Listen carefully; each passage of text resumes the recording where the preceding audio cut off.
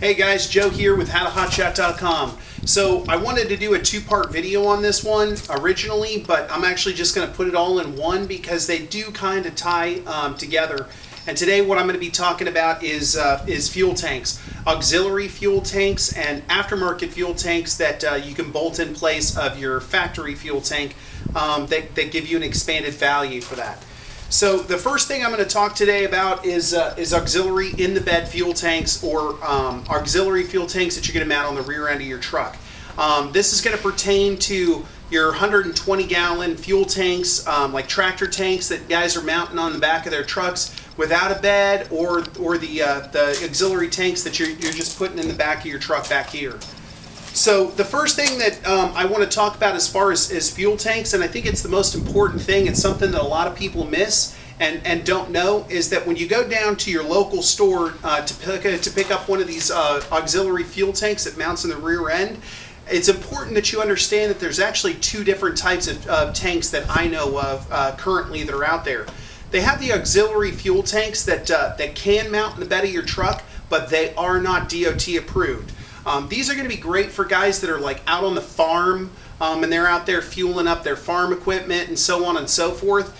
They're not approved for DOT use for commercial vehicles, so that's important for you to know. For the average guy that just puts this in the half ton, in the back of their half ton or their dually or their 1 ton, so on and so forth, for just refueling farm equipment on the farm, they don't have to worry about the commercial regulations that us in the hotshot world have to worry about, whether you're operating a vehicle that is under the 26,000 pound mark or not. It's important that you remember you are classified as a commercial vehicle if you are over 10,000 pounds. So just because you don't have to have a commercial vehicle license doesn't mean that you still fall under the commercial vehicle guidelines. As far as that goes, you're going to need one of the heavier duty DOT approved in-bed fuel tanks. I can tell you that the biggest difference on them usually that I find is the majority of the ones that are DOT approved tend to be aluminum, so they are lighter, and the reason for that being is they're about 2 or 3 times thicker in structure than the steel ones that you're going to find in that are not DOT approved for in-bed use. The second thing I want to talk about, and I think it's the most important thing for you guys to be looking at, and it's something I've talked about in the past. Weight. It's very important that you guys remember that when you're putting your equipment together. Obviously, we put these auxiliary fuel tanks on our trucks. They're a huge tool that's in our tool bag, because not having to stop every few hours to fuel up at a truck stop and waiting in line and having to do that whole thing is always a plus. You can pull off and at a rest area or so on and so forth, as long as it's authorized, and you can take that hose out just like just like I have here, and you can just throw it into your fuel tank and fuel up on the side of the road. It's really cool, but weight is always going to be an incredibly important factor for you to understand. So I'll talk a little bit about the tank that I have on my truck. I have an L-shaped 55 gallon tank, and I think that these are the perfect tanks to use if you're going to be hot-shotting. The reason for that is two different things. The first is the dimensions. L-shape actually allows me to stick my toolbox on here, and the reason for that being is this L-shaped tank is only maybe like 9 or 10 inches wide up here in the front, and it drops all the way down to the bottom of the bed and goes underneath my toolbox that I have here, allowing me to have a tank here that doesn't push my toolbox further ahead, keeps me from knocking my toolbox or anything like that with the car hauling trailer that I have coming up and over the bed. It's important to remember, car haulers aren't like your standard gooseneck, that comes up like an A-frame and shoots into the middle. That connection point does come up and over to the middle, but your platform is 8 or 8.5 feet wide across on the top. So as you turn, that square has the ability, most of the time, you got to remember when you're doing this that it's going to be, when you're going up and down driveways, if your trailer gets in a pitch when you're going down a driveway and turning right coming out of a driveway, that there is a possibility your equipment can strike your toolboxes. If you set it up correctly, like I did here with my 8-foot bed, I've never had an issue with it. But that's why I think that these L-shaped fuel tanks are the best for what we're doing here in hot shotting. Now, they sell these L-shaped fuel tanks in a variety of different sizes, and I'll tell you that I have a 50-gallon tank and why I think it's perfect. Because going back to what I was saying, weight isn't a very important factor. Now, I look at diesel fuel at an average weight of about 8 pounds a gallon. So with a 50-gallon fuel tank, I'm only adding at about 400 additional pounds. Now, that might not sound like very much, but when you realize that the actual payload I'm allowed to have in the rear end of my truck is a little more than 4,000 pounds, 10% of my actual weight is going into my auxiliary fuel tank. If I was to have a 100-gallon fuel tank, 20% of my weight would actually just be in the bed and fuel, leaving me only about 80% for payload. That doesn't include the actual just bare trailer weight that I have, or the additional weight that I have when I load a car over the front end of the trailer. Really important to remember that when you load that first car on most your car haulers, that weight of that first vehicle that you have is almost always going to be completely supported by the rear end of your vehicle. It actually, in some instances, gets worse when you load a second vehicle because you have nothing to counterbalance. So everything is being split across the trailer axle and the rear end of your power unit. We're very limited in hot shots and how much weight we can have, and that's why I go with a 50-gallon tank. I try not to ever run my truck under a quarter of a tank of fuel for two reasons. If you fly a plane, you probably have a lot of experience. Something I've realized here recently is that a lot of the same way that they fly planes, either commercially or recreationally, is exactly how we operate our equipment when we're operating, commercial vehicles. So I don't like to run my fuel tank under a quarter of a tank. Part of that reason is there's a lot of sediment and stuff that just over time ends up settling in the bottom of your tank, and if you run under a quarter of a tank of fuel, then you're just bringing all that up and you're bringing it into your filter.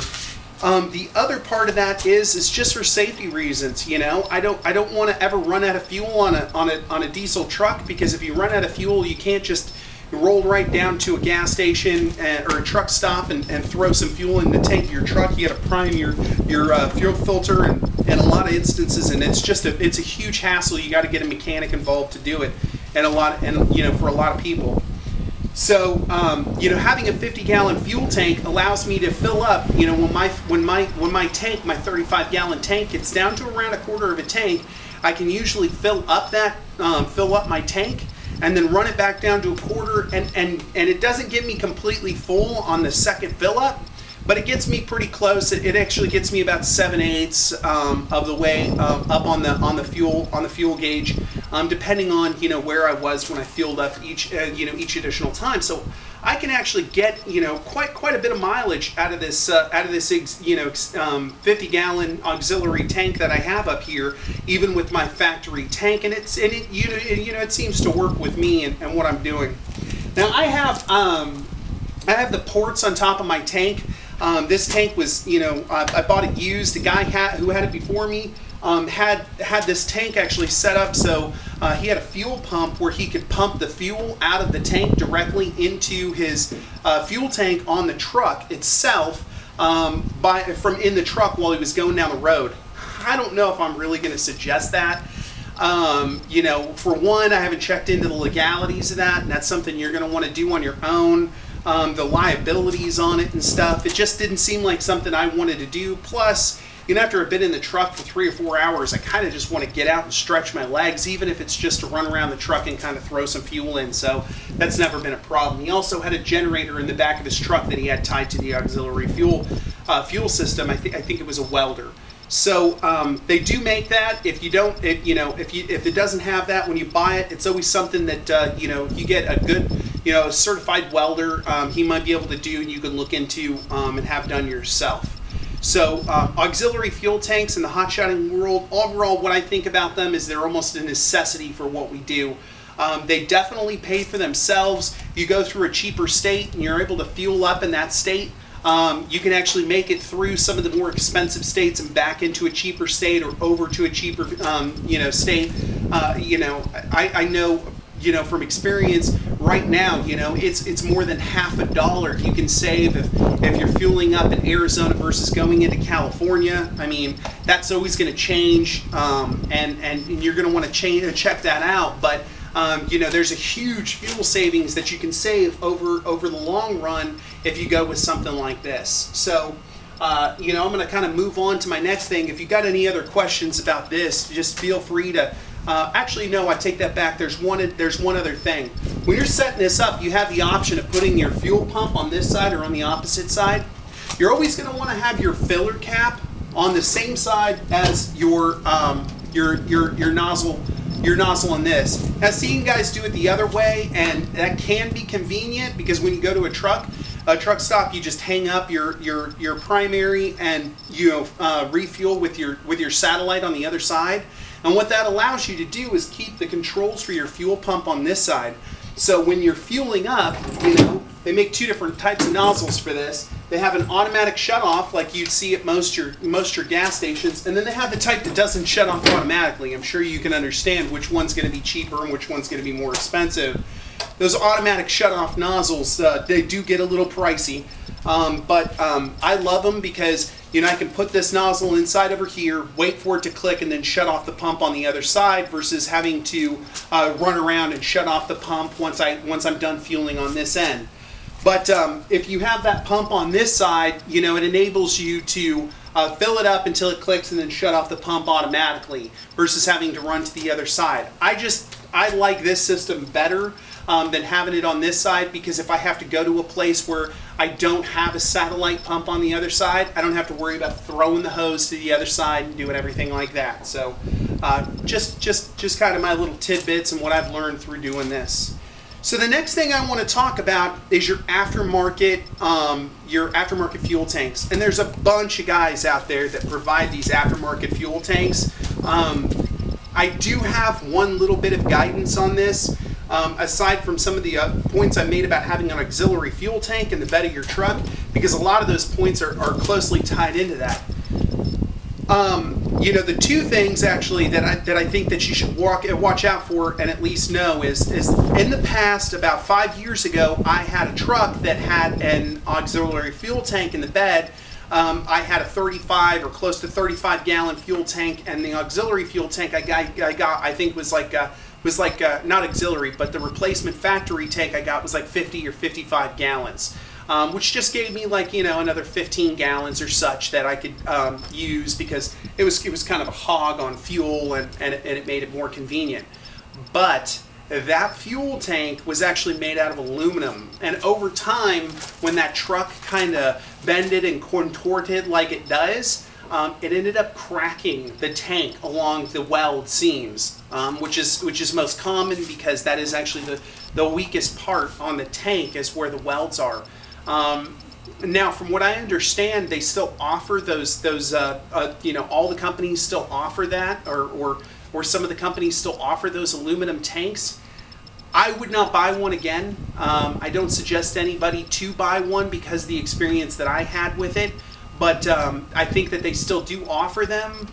It seems like a lot of the companies are now, or at least last time I looked at it, they're starting to sell these high impact plastic tanks that are kind of very similar to some of the stock fuel tanks that we're seeing in vehicles now. They're just of a larger capacity, and that's so that when they bend and stuff like that, they don't break.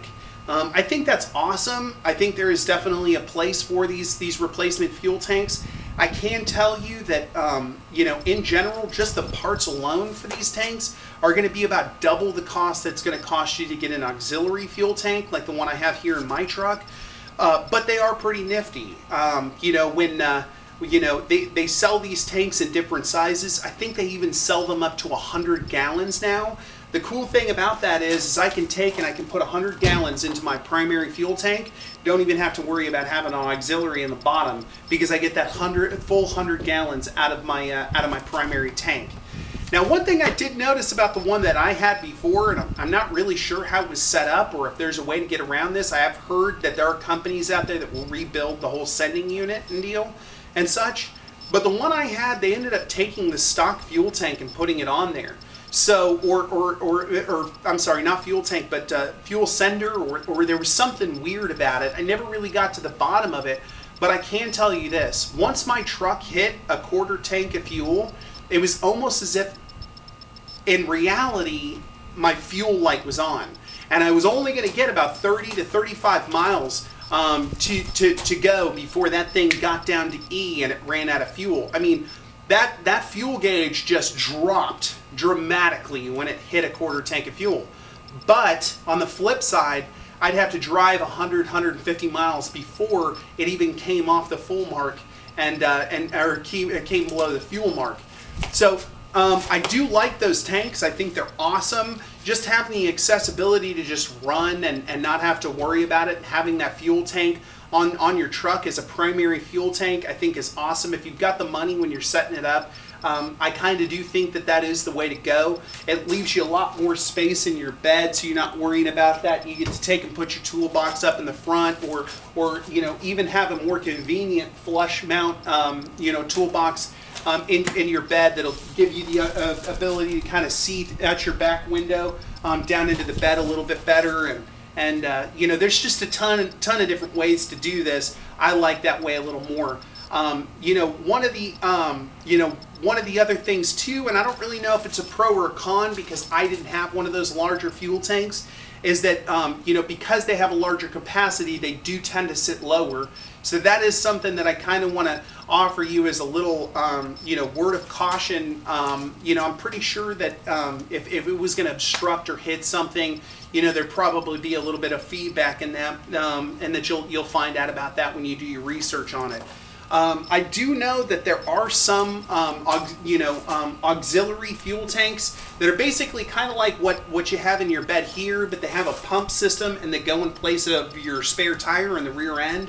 I don't know about how many gallons they hold, but when you get into looking into this whole thing, you can check that whole thing out. There's just a whole bunch of cool stuff. At the end of the day, you want to look into the reliability of the product that you're getting. Get on these forums, I love to talk about all this stuff, but I really can't go into detail as much as some of these other guys, and I can't give you the information you're going to get when you really look into this. It's important to remember that setting up this business and putting together your equipment and designing all this takes a long time if you're going to get it right. You just don't want to rush these decisions. One of the coolest things about this auxiliary fuel tank here is that as long as I take care of it and I'm good with it, because I bought a good quality pump.